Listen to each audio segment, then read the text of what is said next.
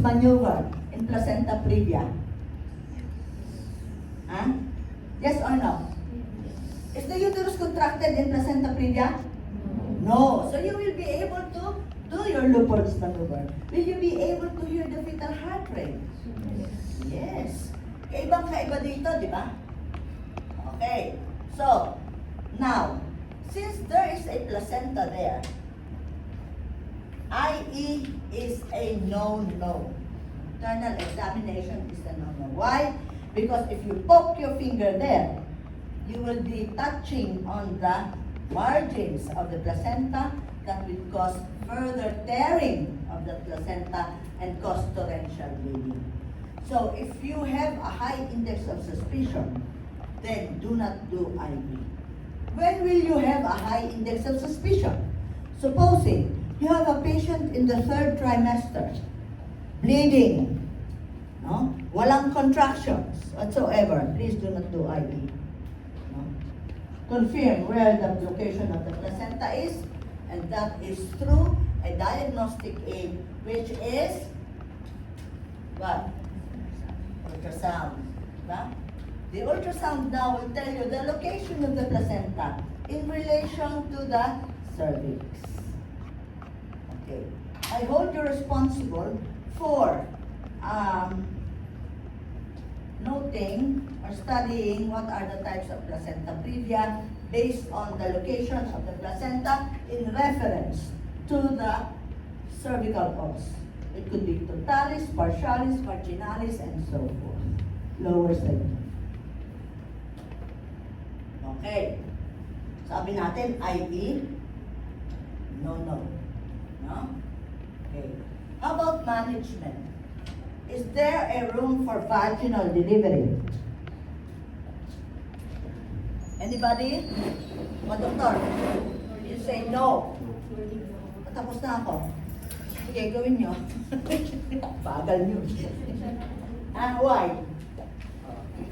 Why wouldn't you do vaginal delivery? Post-trauma, what else? Anong naka-obstruct doon? Sa placenta, can you deliver the baby with a placenta that is obstructing it? No. Otherwise, torrential bleeding, tama ka. Okay? Hindi yan pwede. Okay. Ano? Ito ba na dito?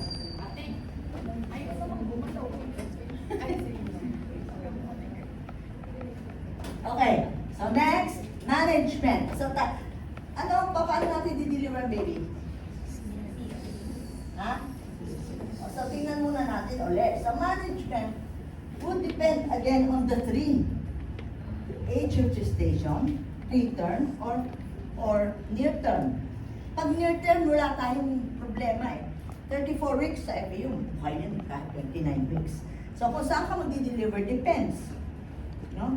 Pwede mo siyang, ang mother, pwede mo siyang dalhin if there will be still time to a tertiary center who can cater for a preterm baby. Ha?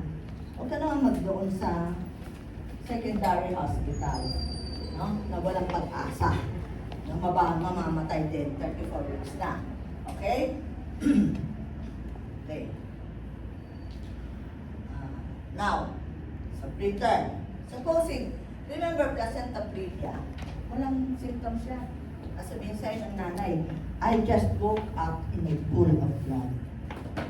May dugo. Wala akong nararamdaman. Okay? Very characteristic yung symptom na yun.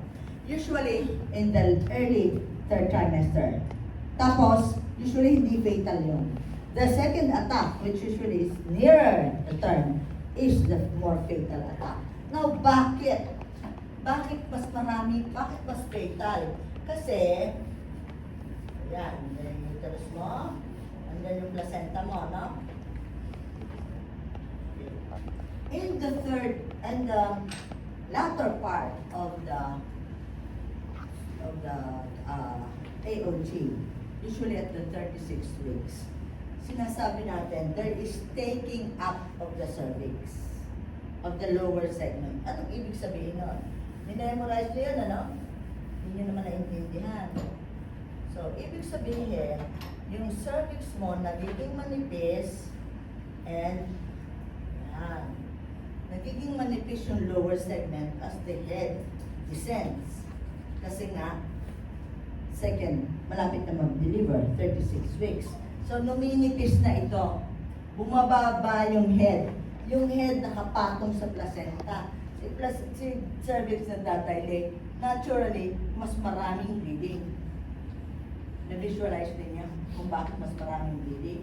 Hence, pag mas maraming bleeding, it usually occurs during the near term, it is fatal. So kung na-diagnose mo na early on in the trimester, siguro less than 32 weeks, diagnose mo, it is placenta previa. Ulitin mo yung ultrasound, no? At 36 weeks, if it is placenta previa, i-deliver mo na by emergency cesarean section or a scheduled cesarean section, not later than 37 weeks.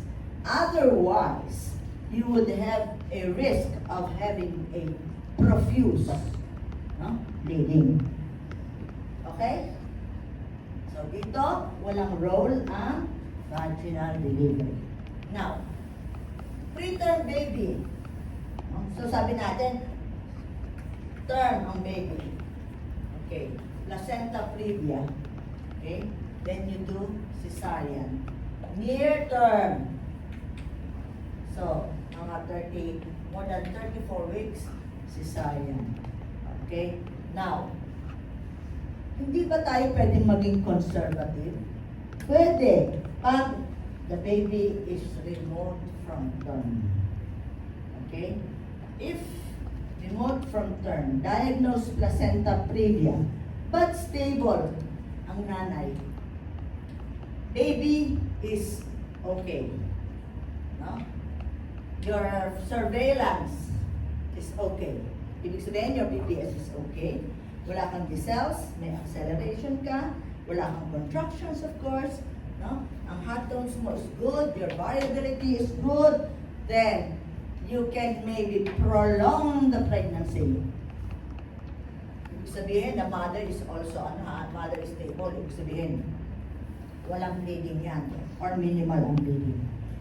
Prolong the pregnancy, your goal is up to at least 36 weeks. Para you will have a healthy baby and a healthy mother. In this time of observation, the patient should be in the hospital. Hindi pwedeng pa-uuwiin yan. Ha? Anytime that bleeding occurs, the second attack, do emergency cesarean section, regardless of age of gestation. Nagets ninyo? Okay. Next. Let's go to, anong oras na ba? Okay, we still have enough time. I will now give you a visual.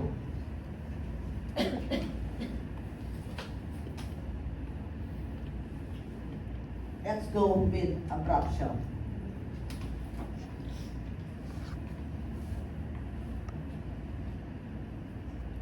Yan yung sinasabi ko sa inyong abruption. No? Yung placenta, ito normal. Placentation. Tingnan ninyo dito. Ito, tingnan mo normal. Kinakabitan niya. Tingnan ninyo yung placental abruption na separate. No? So, kung dyan, hindi pa nagte-tear dito, you'll have all the symptoms except vaginal bleeding. Pero pag nag-tear na, then magkakaroon ka ng vaginal bleeding. Yung mga visual ang pinakikita ko sa inyo.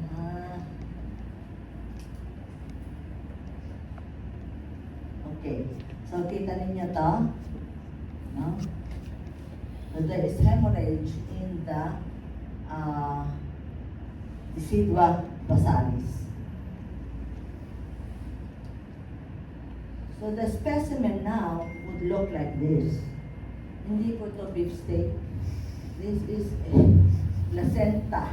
No, gross pathological specimen. Placenta. Tingnan ninyo yung hematoma na nandito. So pag observe ninyo yung placenta, you'll be the one doing this in your 4th year. Examining niyo yung placenta if the cotyledons are complete. Here, absent, no? Replaced by a hematoma. Okay? So there. So tayo dyan. So this is the external bleeding. Yan, no? Separate yung placenta, makita mo meron bleeding. Okay? Ngayon, kung hindi nag-separate yung placenta, but hanggang dito lang, wala kang bleeding. But your patient is pale. Sabi ko, have a high index of suspicion. Hypertensive tapos titanically contracted. Then you say, this is a ruptured placenta with a concealed bleeding. Okay?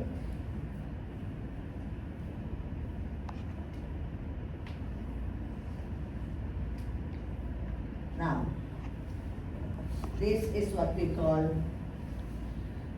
cuvillaire uterus. So, ito yung complications ng placenta abruptio. All of this, pag hindi nyo na-recognize, pinabayaan nyo lang, pwede mamatay ang fetus, pwede mamatay ang nanay. The nanay can mamamatay siya because of these things. Okay?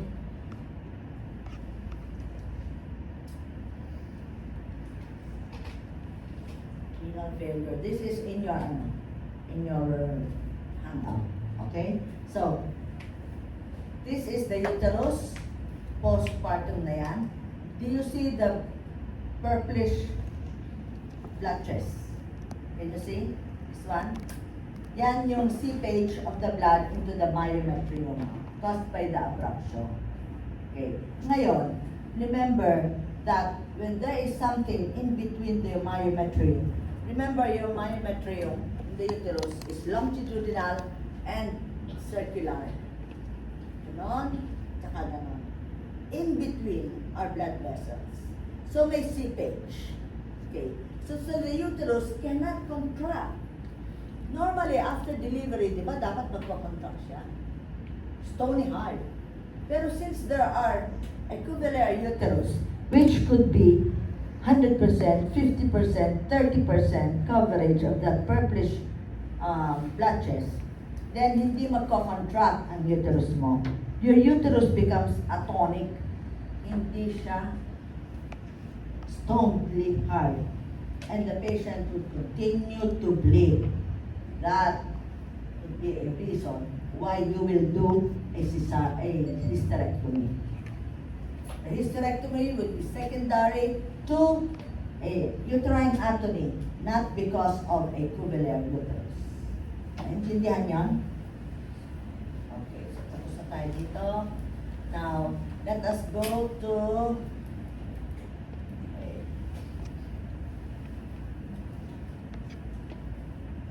tayo dyan. Explain ko na yan, ha? Let us go to yung kanina, placenta previa. Tingnan niyo yung placenta previa. Normally, nandito yung placenta. Sabi ko kanina, the placenta previa is nandito sa lower segment. No? So, nag-o-obstruct siya. When you do speculum examination, this is the cervix, and you could see a portion of that placenta. So, this is a schematic diagram. Look at the placenta covering the internal os. No? Okay? So, it could be totally covering the internal os. It could be partially covering the internal os. Or, it could be located still at the lower segment, but within 2 centimeters from the internal os. That is what we call low-lying placenta. Any classification is considered placenta previa. Bleeding during the 3rd trimester. Okay? So when you are given an exam, tingnan ninyo yung AOG. If the AOG is more than 22 weeks or into the late 2nd or 3rd trimester, may bleeding, think of the tooth. Ha? Hindi yung ectopic pregnancy ang differential diagnosis nyo, abortion. Kailan ba nangyayari yung abortion ng ectopic pregnancy? During the 1st trimester. Ha? So, huwag niyo akong bibigyan ng gano'n, ha? Ipapagsak ko talaga kayo sa pathologic coping. Kasi very basic yun eh. Hindi naiintindihan. Okay na? Okay. So there. Tingnan ninyo to. It could be a just minimal to this one, grade. And this is fatal. Usually second attack. First attack, usually the second attack, which is fatal. Okay?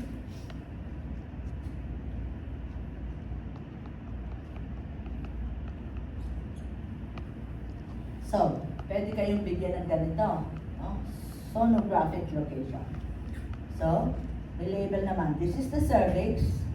This is the fetal head. And look at the edge of the placenta. Is it near the cervix? Yes. So, this is placenta previa. Look at the cervix. No? Ito yung cervix niya, oh. When you see the arrow, nakikita niyo yung nagmumove kong arrow. So, this is the cervix. Then this is the endocervical canal. That is the internal cervical os. Okay? Where is the placenta? Huh? Here. Sa edge. Ito ang placenta. Ito yung head. Ito amniotic fluid yung pin. Okay? So your placenta here, the edge, if you would measure from the tip of that edge to the internal cervical os, that would be around 2 centimeters. So it is a low-lying placenta, still considered placenta previa. Okay?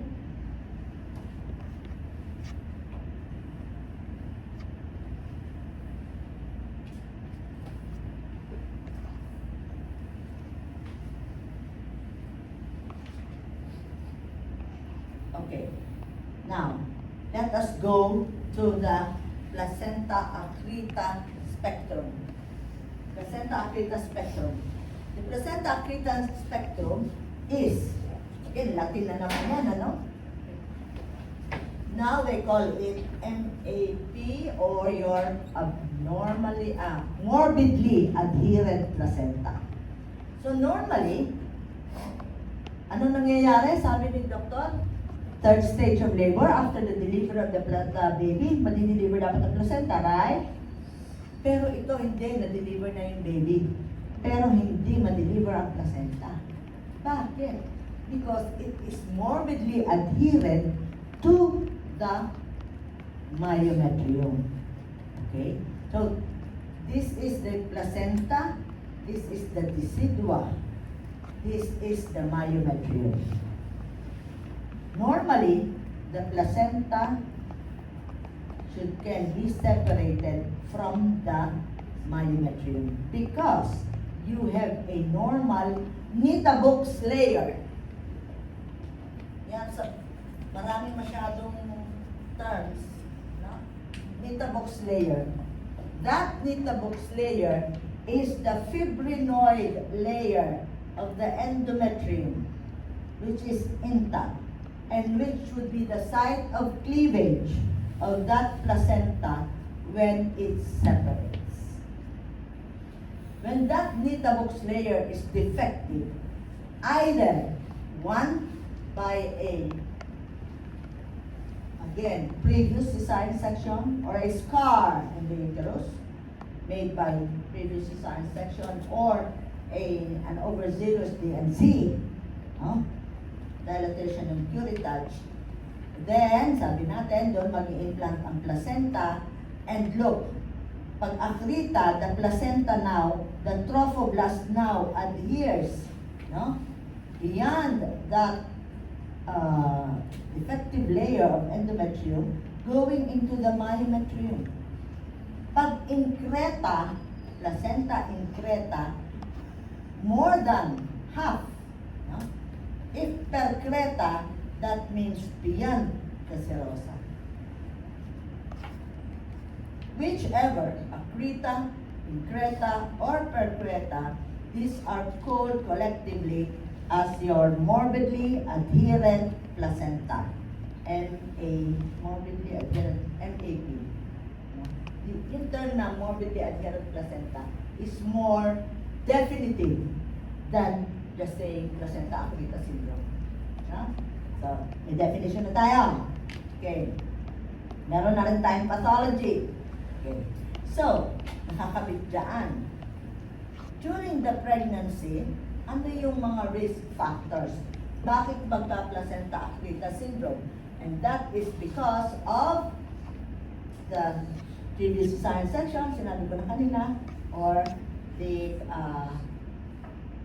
associated placenta previa, or even a DMC. Another visual, so kita ninyo na yan ha. Okay? There, tingnan ninyo yung trophoblast. Oh? Okay. So, no amount of pulling, no? The placenta or trying to deliver the placenta, hindi mo madideliver yan. Okay? So, tingnan ninyo to. Ito yung anterior, yung bladder, oh. So, tingnan ninyo. On ultrasound, you can diagnose this by ultrasound and Doppler. Okay. So, this is now your bladder. Okay? This is your placenta. This is the ultrasound finding. Bladder and then placenta. Do you see the large maternal lakes? Those are the sonographic findings of placenta acquita. No? The sonologic diagnosis of the placenta acquita. You have large maternal lakes, and then you would see that nakikita ninyo itong white, manipis na to. That is the serosa between the uterus and the bladder. Remember, your uterus, ito yung bladder, ito yung uterus mo. No? So, kung may placenta dyan, sa lower segment, pupunta yan dun sa bladder. And that could be seen by ultrasound. Here you would see that there is the serosa, but in this area nawala. No? It is replaced by the placenta. Nagpupunta na dyan sa bladder. Kita mo? Nag-bulge into the bladder na. So, pag meron ng ganyan, when do you manage? Would the patient present with vaginal bleeding? Yes. The patient can also present with vaginal bleeding. Most of the time, none. Can you do abdominal examination? Yes, you can do. Parang normal lang siya. No? You can do your Lupol, you can hear the heart tones, and then you will have no diagnostic aids, of course, the ultrasound and Doppler. Okay. Then when you open up the patient, when do you open up na pala? Management. So, 34 weeks, you open up the patient. Electively, if there is no bleeding. If there is bleeding, whatever the age of gestation, please deliver. Eh, bakit tutora 34 weeks, hindi pa okay yung baby noon? No? Why don't we extend it? Total, asymptomatic naman, gawin na natin 37 weeks. No, why? Because as the pregnancy goes on, remember the trophoblast? Di ba nag-invade na siya? It would further invade and cause maybe pumanakrita magiging percreta, and therefore you will not be able to save the rest of the organs. Biro mo kung nag-extend siya papuntang yung bladder, tatapyasin mo yung bladder. Right? Okay. So yan. So, we now, the timing of the delivery, okay. Pero sabi ko sa inyo, hindi lang CS ang ginagawa. CS hysterectomy. Before, deliver CS, and then, do not deliver the placenta anymore. Hindi mo makukuha yun. Proceed to hysterectomy with the placenta inside you. That is the delivery for, yan, no? Into your hysterectomy. Okay? Yung placenta mo, oh.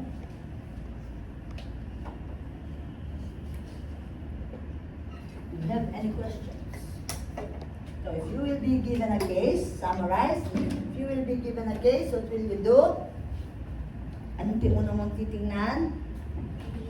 Age of gestation. Next. Maternal age. Ano pa? Ha? Ano pa? If the fetus is alive or not. Di ba? So, titingnan ninyo yon. Ha? Next, kung sa diagnosis, tingnan ninyo kung may in labor ba ang patient or not in labor. Pag in labor, may contractions. Pag may contractions, ano ang contractions? On and off, maka-labor yan. Pero pag it is tetanically contracted, that is contraction. So lahat yun patient is bleeding. Yun yung mga steps ninyo how you will arrive at the diagnosis. Of course, you will have to have a diagnosis first before you are able to manage. Okay? So in your SGDs later on discussion, you will be given cases and you will be asked to go how to go about it. Section E, no, hindi ako maghahawak ng ano ninyo. Ang inyong SGD. Section F ako. Later. Okay? So siguro, ano yun ninyo sa section F?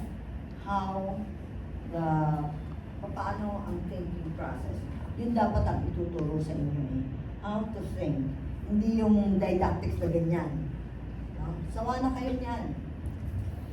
Puro kayo ganyan nga Hindi marunong mag-synthesize. Yun ang importante, okay? Questions?